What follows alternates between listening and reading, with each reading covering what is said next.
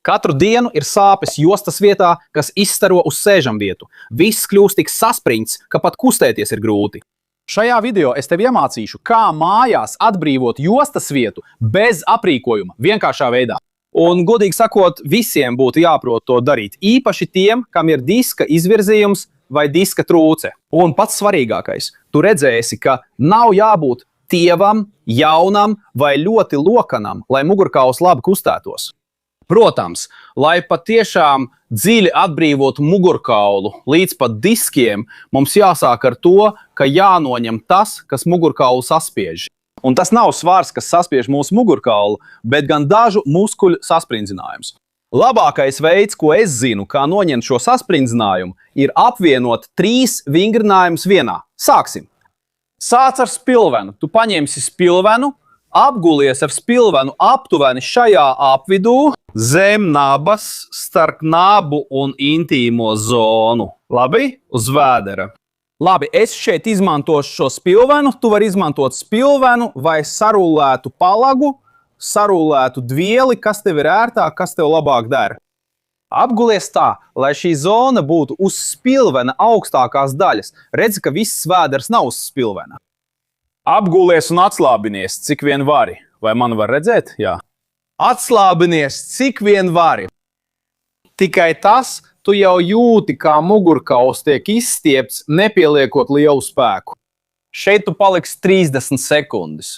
Vēlies pacelt to nākamajā līmenī, izdarīt ko sarežģītāku. Vienkārši ieelpot dziļāk. Skaties, ko es novēroju.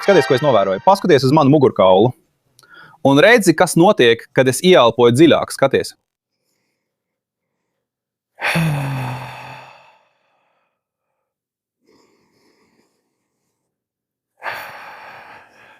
Tajā brīdī, kad es ievelku elpu, mugurkauls paceļās, izstiepjās.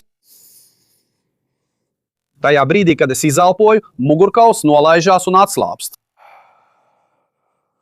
30 sekundes, nākamais solis ir noņemt spilvenu. Tikai, lai es te visu neapgāžu, ja? Noņem spilvenu un apgulies uz vēdera. Atceries, dari to sev ērtākajā pozā. Viena roka augšā, otra lejā, seja uz vienu pusi. Tā kā tev ir visērtāk. Šeit mēs pastiepjam tieši tos muskuļus, kas izraisa šo mugurkaulu saspiešanu, kas bloķē mugurkaulu. Vēlies pacelt to nākamajā līmenī? Vienkārši saliec ceļus un ļauj pēdām nokrist uz āru, nepiespiežot. Ļauj kājas svaram vilkt uz leju. Tu sajutīsi vieglu stiepšanos šeit, piriforma un sēžās rajonā, labi? Arī 30 sekundes vari palikt līdz minūtei, ja jūties labi vai ja ir nepieciešamība turpināt. Trešais solis šajā vingrinājumā, šajā stiepšanās vingrinājumā, lai mazinātu spriedzi, ir atbalstīties uz elkoņiem. Arī 30 sekundes elpošana arī palīdz, bet, ja tiešām vēlies pabeigt šo dziļāko stiepšanos, noliec rokas plecu augstumā. Tās var būt zemāk vai platāk izvietotas. Atbrīvo mugurkaulu un izmanto roku spēku, lai izstieptos. Stiepies tik tālu, cik var justies ērti un atgriezies atpakaļ. To atkārto 10 reizes.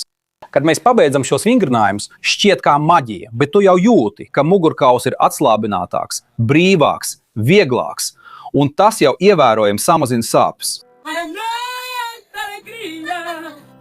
Tagad, kad mēs vairs nesaspiežam mugurkaulu, mēs patiešām varam izstiept, atvērt, radīt vietu diskiem un locītavām. Tu noliksi 1 vai 2 spilvenus tieši gultas galā, pašā gultas malā. Ja tava dīvāns ir augsts un vienā pusē tam nav roku balsta, tu vari to darīt uz dīvāna, labi? Es zinu, ka būs cilvēki, kas jautās komentāros, tu apgulies ar spilveniem tieši tajā zonā starp nabu un intīmo zonu, labi? Ej lēnām, apgulies gandrīz tā, it kā tu kāptu uz spilveniem. Šeit rokas, augšdaļa, atslābiņi, cik vien vari. Un lēnām ļauj kājas svaram vilkt tavu mugurkaulu. Tas ir drošs stiepšanās vingrinājums tavai mugurkaulam. Un šeit ir 2 svarīgi punkti. Pirmais. Es gribu, lai šajā laikā, kamēr tu šeit paliksi, tu patiešām pievērst uzmanību tam, kur tavā mugurkaulā ir nepieciešams atslābināties.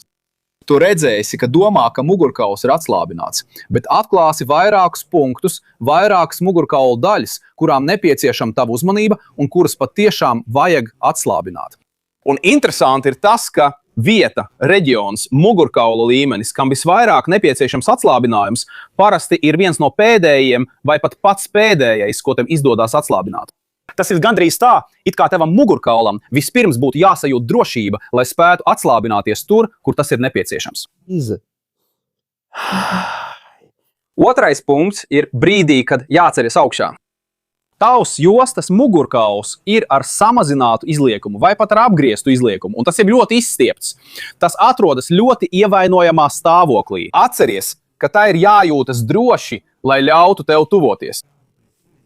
Ja ceļoties augšā, tu to nedarīsi kā pagadās. Tātad balsti svaru uz kājām, balsti svaru uz rokām un lēnām izkāp, līdz var pilnībā nostāties kājās. Kad tu sajūti, ka tava jostas daļa atgriežas normālā stāvoklī, savā dabiskajā izliekumā, tu sajūti, ka esi elegantāks, ka esi izaudzis garāks un izjūti neticamu atslābumu mugurkaulā. Parasti. Un, lai visu noslēgtu lieliski, mums jāuztur mugurkauls atbrīvots no spiediena. Un to var izdarīt tikai aktivizējot, stiprinot muskuļus, kas balsta mugurkaulu. Stabilizējošos muskuļus. Tas ir ļoti vienkārši, paskaties. Vispirms ļauj man pacelt krēklu. Es domāju, ka ar melnu krēklu tu redzēsi labāk. Vispirms tu atslābini ķermeni, atslābini vēderu. Izpūt gaisu, ievelkot vēderu iekšā. Aiziet, skaties. Ievelc vēderu tā, it kā tu gribētu piespiest nabu pie muguras. Nāc tuvāk, lai tu vari redzēt. Ļauj man nedaudz nolaisties šeit. Tā tev būs vieglāk redzēt, kā kustība notiek. Labi? Aiziet, skaties, atbrīvojies. Izlaidi gaisu. Ievelc nabu pret muguru. Paturi nabu šajā pozīcijā. Elpo mierīgi, neatlaižot nabu atpakaļ. Tu jūti, ka aktivizē šos muskuļus šeit, šo dabisko jostu. Kad tev izdosies noturēt šo muskuli aktīvu, nabu ievilktu, kamēr tu elpo, tu darīsi otru vingrinājumu daļu, kas ir vienkārši izstiept mugurkaulu. Pacel galvas virsotni līdz griestiem.